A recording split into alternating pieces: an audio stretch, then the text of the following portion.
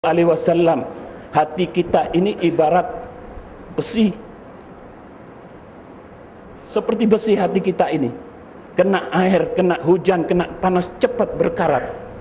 Tetapi ketika ditanya, apa obat daripada membersihkan karat-karat itu wahai Rasulullah? Rasulullah mengatakan, banyaknya berzikir kepada Allah Subhanahu wa taala, banyak membaca Al-Qur'anul Karim, dan banyak hadir di majelis semacam ini. Nah, mudah-mudahan para hadirin rahimakumullah, berkat majelis yang penuh rahmah, penuh berkah ini dibersihkan hati kita oleh Allah Subhanahu wa taala. Dilapangkan dada kita oleh Allah Subhanahu wa taala, dimurahkan rizki kita, diberkahi kehidupan kita oleh Allah Subhanahu wa taala. Doa-doa kita diterima oleh Allah. Mudah-mudahan putra-putri kita dijadikan putra-putri yang soleh solihat.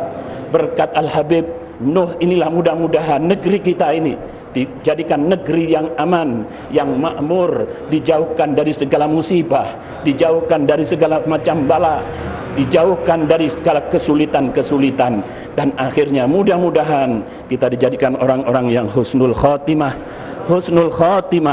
ma'anaili syafa'atil utma min Rasulillah sallallahu alaihi wasallam. Allahumma ij'al jam'ana hadza jam'an marhuma wa tafarruqana min ba'dihi tafarruqan ma'suma wa la taj'al fina wala minna wala ma'ana syaqiyan wala mahruma wala ma'zuran wala ma'thuma. Rabbana la tuzigh qulubana ba'da idh hadaitana wa hab lana min ladunka rahmah innaka antal wahhab. Rabbana atina fid dunya hasanah wa fil akhirati hasanah wa qina adzabannar. Wa sallallahu ala sayidina Muhammadin wa alihi wa sahbihi wasallam. Walhamdulillahi rabbil alamin wal afu minkum. Wassalamualaikum warahmatullahi wabarakatuh. Hadirin dan hadirat sekalian, sebelum saya meneruskan acara di sini, ingin saya menyampaikan sedikitlah kepada sekalian hadirin tentang sedikit kisah tentang Habib Noh. Mungkin ada yang baru datang tuan-tuan sekalian ya. Habib Noh kita ni seorang wali min auliya'illahi salihin. Tingkah lakunya aneh sedikit. Beliau kalau pergi ke kedai-kedai, ke toko-toko, dipanggil orang supaya masuk. Setengah-setengah kedai dipanggil, beliau masuk, dia tak nak masuk, tak masuk. Setengah-setengah kedai apabila beliau masuk, dia memperlakukan seperti kedainya sendiri. Ini tercatat dalam akhbar 2 hari bulan Ogos tahun 1866.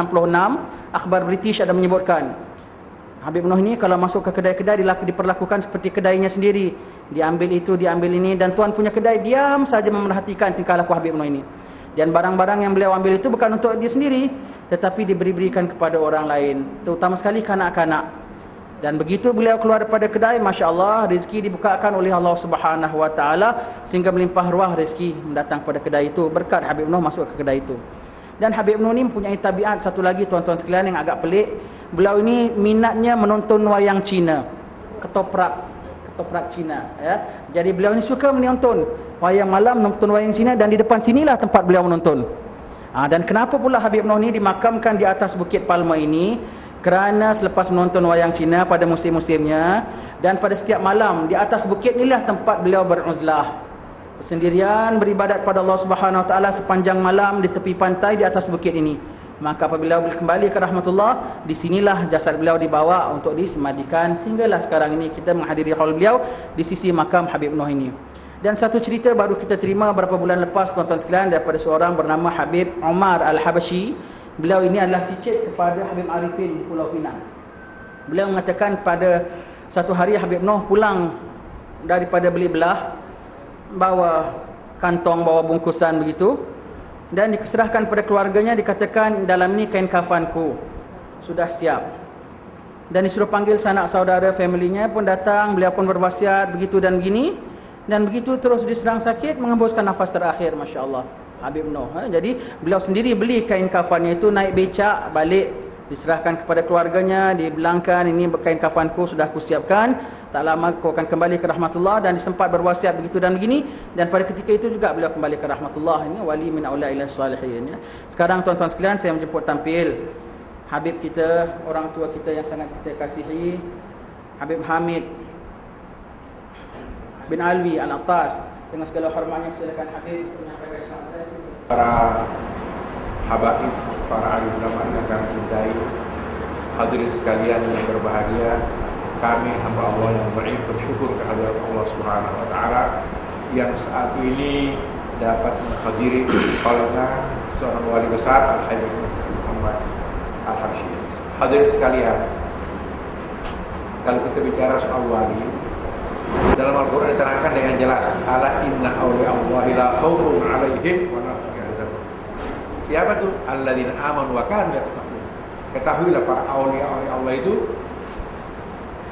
awliya Allah, alladzina amanu la khawfun alaihim wa la hum yahzanun. Tidak ada rasa takut, gentar menghadapi keadaan, wa la hum yahzanun, tidak ada kesedihan.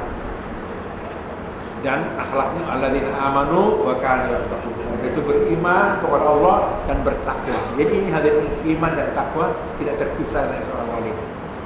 Jadi hadirin sekalian, kita sebagai umat Islam yang sering datang kemari merasakan betul keberkahan tempat ini, kewalian daripada Al-Habib Nuh. Kita merasakannya dan kita menikmatinya. Oleh karena itu hadirin, kita selain mencintai Allah Subhanahu wa taala dan Rasulnya, kita mencintai para auliya agar kita mendapat keberkahannya, dapat memperjuangkan Islam ini dengan cara yang bil hikmati wal mau'izatil hasanah. Keberhasilan para ulama-ulama terdahulu, mereka itu dapat mengajak masyarakat ke jalan Allah dengan cara yang sebaik-baiknya, yaitu bil hikmati wal mau'izatil hasanah. Dan yang debat juga ada, wajadilhum billati hi ahsan. Dan tukar pikiran, debat, tapi dengan cara yang terbaik. Itulah yang kita dengar dari para ulama. Dan seingat saya sebagai tadi disampaikan oleh Habib Najib, itu menggambarkan akhlaknya para ulama, yang di situ menunjukkan bahwa ulama itu tidak menggunakan cara-cara yang menyimpang dari sunnah Nabi SAW. Semuanya tidak mau keluar rel, berjalan atas kebaikan, dan mereka tidak ingin menjelek-jelekkan orang. Dia tidak mau cari modal dengan menjelekkan orang lain. Dia berbaik dengan meningkatkan ketakwaan kepada Allah Subhanahu wa taala. Hadirin sekalian, juga saya ingin mengingatkan bahwa di masyarakat Islam itu, karena sekarang sudah mulai ada istilahnya orientalis ya, datang menjelek-jelekkan Rasulullah SAW. Umpamanya Rasulullah itu kasar terhadap kaum wanita. Ini hadirin, saya sampaikan bahwa hadis yang paling jelas tentang mengenai wanita dalam Islam, afdal akmalul mu'minin imanan ahsanuhum khuluqan. Orang mukmin yang paling sempurna imannya ada yang akhlaknya paling baik. Kemudian wa khiyarukum binisaihi. Dan sebaik-baik kamu adalah yang paling sayang kepada kaum ibu. Jadi hadirin, tuduhan-tuduhan yang tidak benar itu kita dengar, dan kita harus pahami bahwa usaha untuk menjatuhkan Islam yang tidak bisa jatuh adalah datang dari musuh-musuhnya. Yang disayangkan hadirin, kalau ada orang mengaku Islam, ikut mulutnya terlontar hal-hal seperti itu. Dan juga Rasulullah menyatakan sallallahu alaihi wasallam, khiyarukum bi ahli wa ana khairukum bi ahli. Sebaik-baik kamu adalah yang paling sayang kepada istrinya, dan sayang, dan termasuk manusia yang paling sayang kepada istri. Ini hadirin perlu kita buktikan di masyarakat bahwa kita sayang kepada keluarga. Gunakan bahasa yang cantik, yang elok, supaya mereka itu betul-betul tahu Islam itu mengajarkan yang betul. Seingat saya hadirin, para ulama yang kita kenal sejak saya masih kecil, tidak ada yang kasar pada kaum ibu. Semua lembut, halus. Ini harus diperhatikan. Apa yang diamalkan ulama itu adalah semuanya wasiat Rasulullah SAW. Supaya kita selamat di dunia dan akhirat, marilah kita ikuti perjalanan mereka. Sebagaimana kita tahu bahwa ala inna awliya Allahi la khaufun alaihim wa la hum yahzanun. Para aulia itu tidak ada rasa takutnya menghadapi keadaan. Bagaimanapun gentingnya, dahsyatnya, tidak ada takutnya. Karena yang mereka betul-betul mereka beriman kepada Allah Subhanahu wa taala, dan betul-betul merasa dilindungi oleh Allah Subhanahu wa taala. Ini hadirin saya sampaikan ya, bukan apa-apa, karena kadang-kadang kita umat Islam tidak bisa memperlihatkan ke masyarakat pada umum akhlak nabawiyah di dalam kehidupan berkeluarga maupun bermasyarakat. Saya hadirin, ini baru keluar dari rumah sakit, 2 minggu saya di rumah sakit, datang kemari karena cinta kepada Habib Nuh. Dan juga hadirin, saya datang ke Singapura atas undangan Habib Hasan bin Muhammad bin Salim Al-Abbas, Ini rutin beberapa tahun kemarin ini. Mudah-mudahan saya